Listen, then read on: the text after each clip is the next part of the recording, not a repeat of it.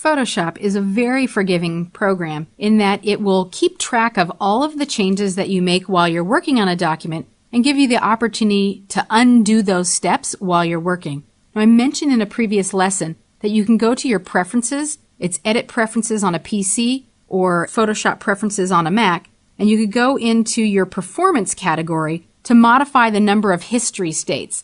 Now, default is 20. I recommend 50. Work with 50 for a little while, and if you find that it's too many, you can bring it down. If you find that it's not enough, you can bump it up.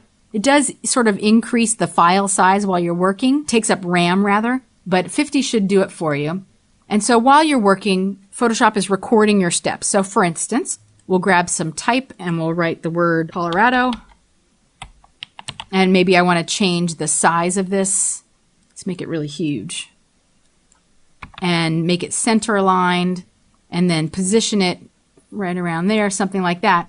Now, as I did all those things, we opened up the file, we selected the type tool, we made some type modifications, and then we moved it. All these things have been recorded while I'm working. You can undo any of the steps at any time by going back in time, like so. And as you undo these things, it's just sort of reverting your file one little piece at a time. If you were to make a change now, though, anything after the selected layer in the history panel would be removed. It's like erasing time, and then you would start over from that point. Now, there's some buttons at the bottom of this panel, which I think are pretty interesting. So let's say I wanted to change the color of the type to something sampled from this document, like so.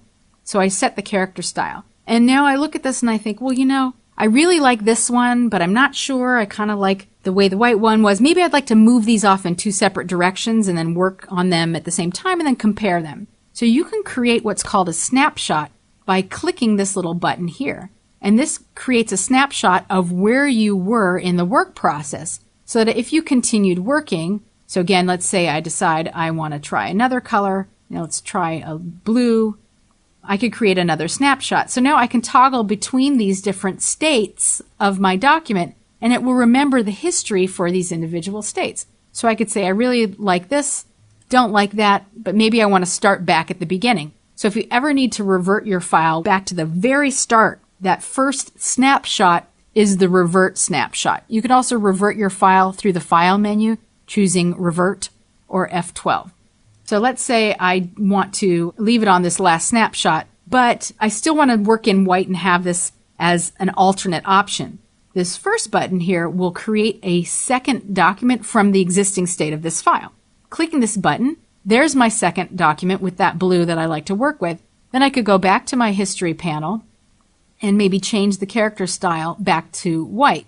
So now I have two documents, one with the text in blue, one with the text in white. I could do modifications to both of them simultaneously, and at the end of it, I can compare them and decide which one I want to keep and throw away the one that I don't want to keep and then continue working. So all these steps were recorded in the history panel.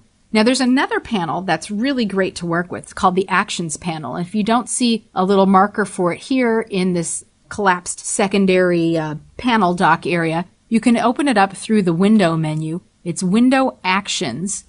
And Photoshop comes with a bunch of preset default actions in the Default Actions folder.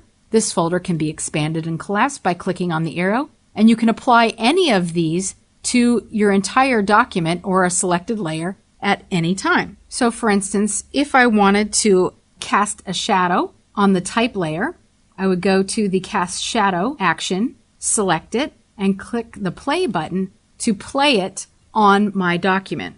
There are other free default actions that you can access and open up and bring into your document through the Action panel's option menu.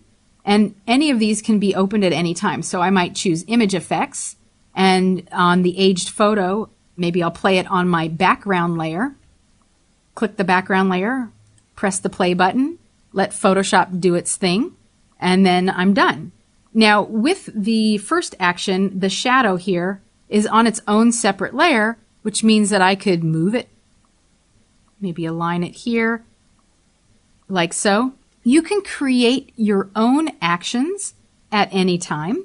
So let's do this. We'll collapse the default actions and we'll collapse the Image Effects actions, and we'll create a new folder for our own actions.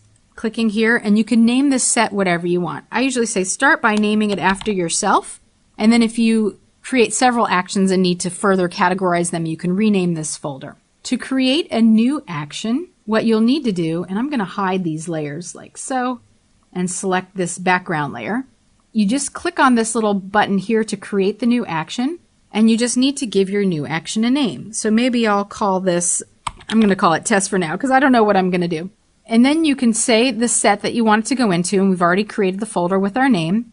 The function key, you can assign a function key. So if this is something that you think you'll do often, then you can create a function key for it, and then all you would have to do is play that function key at any time on the selected layer. And then the color, if you wanted to, you can colorize this. So let's say we wanted to make this one green. Then you'll click the record button. Clicking the record button means that Photoshop is now recording any action that you take within the workspace, although certainly me moving my cursor around like that will not be recorded, but any action that I take, any layers or panels or tools that I select and make modifications to this document will be recorded. So for instance, I could create an adjustment layer for black and white, and then I could adjust some of the sliders here to increase or decrease the contrast in the particular areas of this document. And all this would be recorded. I could even apply a tint to this image, and then I could choose the tint color. Let's say I want to make it kind of, let's see, we'll do kind of like a reddish pinkish color, something really faint like that. And maybe that's all I really want to do. When I'm done, all I have to do is click the stop button, and it remembered all of these steps, which means I can go and open up any other document that I've been working on, and then I can play my action. All I have to do is select it. It doesn't need to be expanded. Selected, and then play that action on that image. And this will remain here in my Actions panel for all my other documents, and I can create as many actions as I want to do as many things as I like at any time. And you can apply as many actions as you want to a single document. So let's go back into Image Effects. If I wanted to do something else, all I have to do is select it and click play. Sometimes it will ask you if you want to continue. If something is not available, it might open up a dialog box and ask you to make some changes, and you could just continue. Now in that case, that particular one didn't work, but let's select the background layer and see if we can get it to work on oil pastel. And we'll hide these. So it made it a little bit look like an oil pastel. We probably could have done some further adjustments to it. But the idea is that you can select any image and then play any action. Let's do, make it look like light rain. Play any action on it. Sometimes it takes a little bit longer than others for it to perform, depending on the resolution of your image and the depth and scope of the action itself. But so I encourage you to try some of these. I usually work on a background layer and then just go and click a bunch of things and see what happens. So let's try neon lights just to see what's happening. That's pretty crazy. So you don't have to stick with any of these. You can test them all out. Let's do gradient maps.